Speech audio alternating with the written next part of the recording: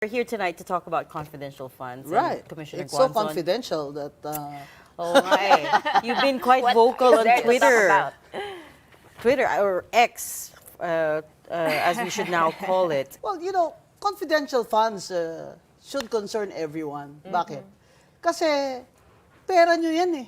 Taxpayer kayo eh. Kahit nga sedula lang, magbabayad kayo eh. Diba? Kahit nga mayor's permit lang, magbabayad din kayo eh.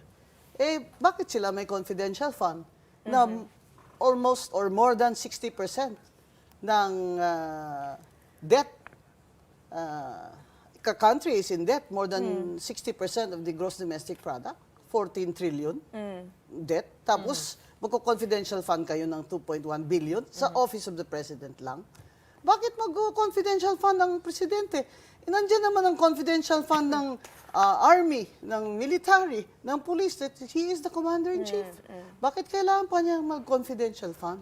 Intel fund. Iba ang Intel fund sa confidential fund. What's the difference? The difference is the intelligence fund is for military, And you're okay with that? bodies. And with the amounts, you're okay It's with the necessary, amounts? but it's how they spend it that's objectionable.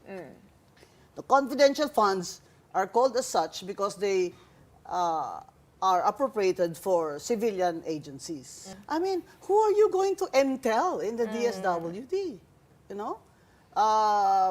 While the state universities and hospitals, they've cut the budget. Ito masaya kasi now the House of Representatives, dati kandara pa sila.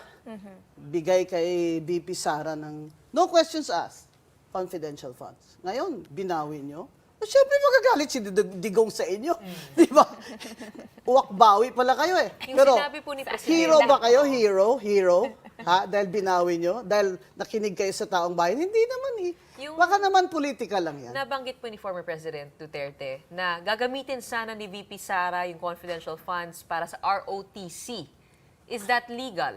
We have to stop confidential funds.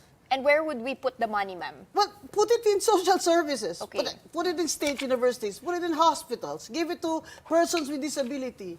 Give the persons with disability their monthly assistance fund. The senior citizens who are indigent. Give them that. There's But so ma'am, many just things from you a can practical do with so many perspective. billions of pesos, and you want it in confidential funds. Why are they withdrawing Where will we it put from it? VP Sara? Why are they withdrawing it from all the civilian? All of a sudden, they have a hallelujah. They found the Holy Grail. They're now zero for civilian agencies, and they'll move it to the Coast Guard and military. All of a sudden, is there politics there involved? I like that. But I want it for the right reasons, Mr. Speaker. For the right reasons. That confidential funds should be stopped once and for all. Because we cannot Across the afford. board, across we the board. cannot afford a single million, a single peso in confidential funds that are most likely going to be in the pockets of public officials. Because, again, there is no transparency and the regulations for liquidation is very vague. Ay, hindi naman po pwedeng sa ROTC nyo yan gamitin kasi yung mga confidential fund, may regulation ang Commission on Audit dyan. Hindi po ba? May circular yan. Ang problema po kasi, sa Intel Fund, walang resibo. Yung confidential fund, wala ring resibo. I was mayor also before, and naging COA commissioner pa ako. Alam niyo ba liquidation ng Intel Fund na yan, ipapasok lang sa sealed envelope, nakalagay sa circular, in sealed envelopes. Pwede ba recipe ng adobo mo, ilagay mo doon, adobong dilaw? Ilagay mo doon sa sealed envelope.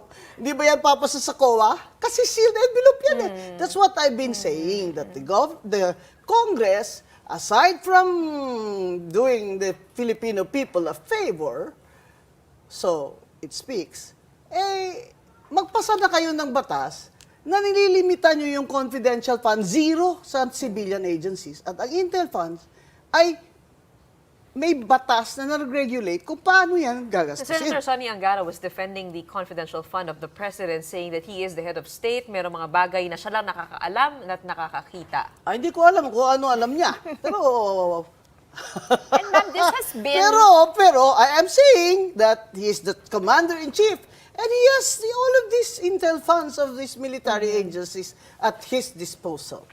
Siguro naiinggit siya kay Digong kasi 4.5 billion si Digong no? Last year.